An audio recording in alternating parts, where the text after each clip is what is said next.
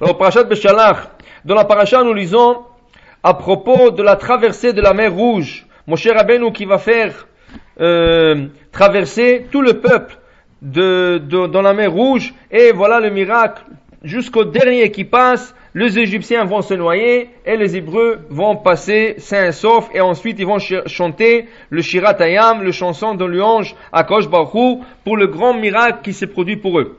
C'est sûr que la traversée de la mer Rouge est un grand miracle, même si les scientifiques ils essaient de trouver des raisons, c'est des comètes qui sont tombées ce jour-là, j'ai vu un commentaire qui dit que c'est chaque 2500 ans que la mer Rouge s'ouvre. Comme ça, toutes sortes de bêtises. Et même si ces bêtises-là, ils sont vraies, comment ça se fait que c'est arrivé juste au moment qu'ils doivent passer? Alors ça c'est pas, alors pour dire que tout ça, ça ne vaut rien. Mais ce qui est étonnant, c'est un passage dans le Talmud. Dans le Talmud, il y a un passage qui parle du beau-père de Rabbi Shimon Bar Yochai, Rabbi Pinchas ben Yair.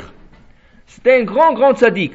Et ce Rabbi Pinchas ben Yair, un jour, il est en train d'aller faire une mitzvah pour racheter des âmes capturées par le non-juif. Des brigands qui ont capturé des âmes juifs. Et il faut les acheter pour qu'ils puissent retourner à la famille. Donc, alors lui il va pour faire cette mitzvah. Cette mitzvah s'appelle Pidyon Shevuim. C'est une tellement grande mitzvah que le Maïmonide il dit tu peux même vendre un Sefer Torah pour la faire. Ça veut dire si tu n'as pas d'argent, tu vends un Sefer Torah et tu vas sauver une âme qui a été capturée. Donc, Rabbi Shimon Bar Yochai et Rabbi Pinchas ben Yair il va pour faire la mitzvah, et voilà devant lui un grand fleuve. Et l'eau est court vite, et l'eau est très haute, alors il ne peut pas passer. Alors il parle gentiment au fleuve. Il dit, fleuve, ouvre tes eaux pour que je puisse passer de l'autre côté. Pour faire la mitzvah de Pidyon Shvuim. Le fleuve lui dit, mais qui tu es? Je suis plus grand que toi. Toi tu es né le 6e jour, moi je suis né le 2e jour de la création. Parce que tous les eaux ont été créés le 2e jour de la création. L'homme a été créé le 6e jour. Il dit, je suis plus grand que toi. Je n'ai pas à te respecter, je suis plus grand que toi. Il a essayé gentiment, il lui a parlé, rien à faire. Le fleuve ne voulait pas ouvrir ses eaux. À la fin, il lui a dit, écoute, ou tu t'ouvres, ou je fais une petite prière maintenant, il n'y aura jamais de l'eau qui va passer ici. Alors le fleuve avait peur. Tout de suite, il s'est ouvert en deux, et le rabbin, il passait l'autre côté. Dès qu'il met le pied de l'autre côté, l'eau se ferme, il entend quelqu'un qui lui crie, rabbin, rabbin, rabbin. Il regarde, il voit un juif avec un sac. Il dit, rabbin, dans le sac, j'ai le blé pour faire le galette de Pessah. Si une goutte d'eau touche le sac, tout va être perdu. S'il vous plaît, faites-moi, j'ai vu qu'est-ce que je vous ai fait, faites-moi le même miracle. Ouvrez le fleuve pour que je puisse passer. Donc, il lui parle encore le fleuve. S'il te plaît, sois gentil. Lui aussi, il doit passer. Ouvre-toi et tout. Il commence à argumenter avec lui. Rien à faire pour vous, oui, pour lui, non. Il dit, écoute, j'ai pas le temps. Parce que je dois faire ma mitzvah. Ou tu t'ouvres, ou je fais une prière qu'il n'y aura jamais de l'eau qui va passer ici. Et Allah, le fleuve n'avait pas le choix, il s'ouvre, et le gars il passe. Dès qu'il passe, le gars il dit, oi, oi, oi, j'ai oublié vous dire quelque chose d'important. Il dit quoi? Il dit, il y a un arabe qui m'a accompagné.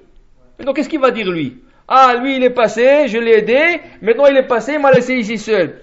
Pour faire Kiddush Hashem, sanctifier le nom de Kadosh Baruch Hu parmi les goïms, faites un troisième miracle pour que l'eau s'ouvre, pour que lui aussi peut passer.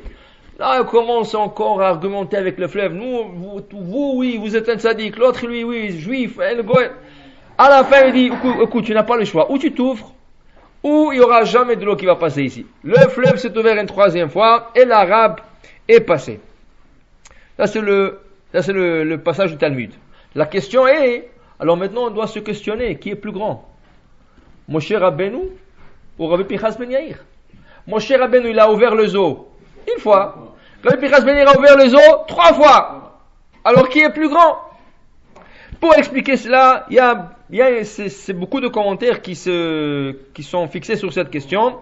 Un des commentaires disait la chose suivante.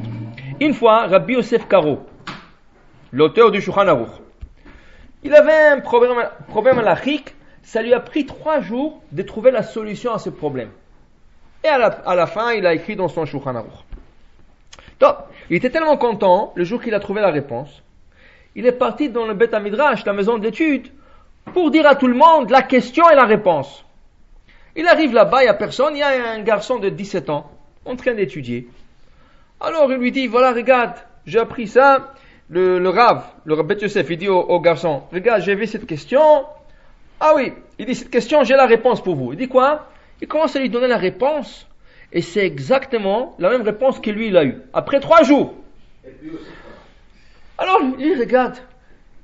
Alors, il commençait à s'affaiblir mentalement. Il dit, comment? Moi, j'ai travaillé 3 jours et celui-là, à peine je lui ai dit la question, il m'a donné la réponse. Qu'est-ce que ça veut dire ça? Il est parti, il était mal. Il est parti à la maison, il était pas bien et tout.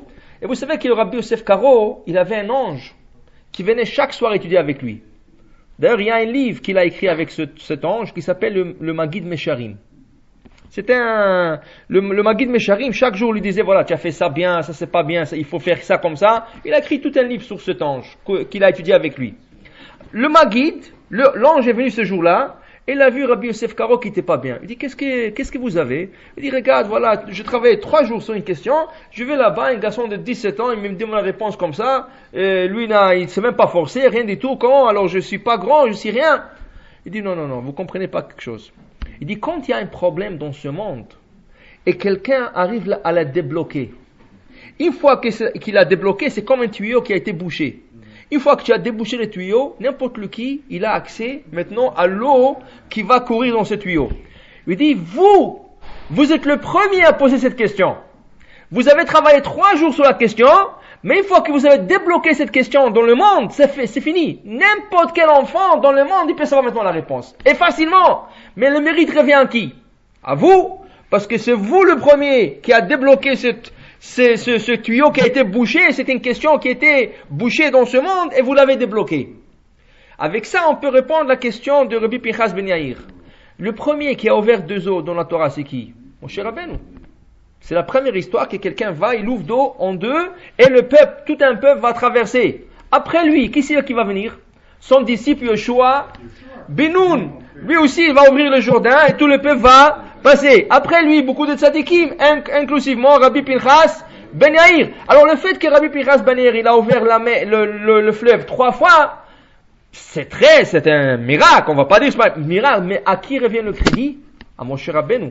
Parce que c'est lui qui a débloqué ce tuyau qui dit que la mer doit s'ouvrir devant le tzadikim. Alors c'est lui l'initiateur de ce miracle, et c'est grâce à lui que tous les autres tzadikim peuvent l'avoir facilement. Alors c'est pas qu'il est plus grand que lui, c'est au contraire, c'est l'initiateur, c'est Moshe Rabbeinu, ce côté again, allez.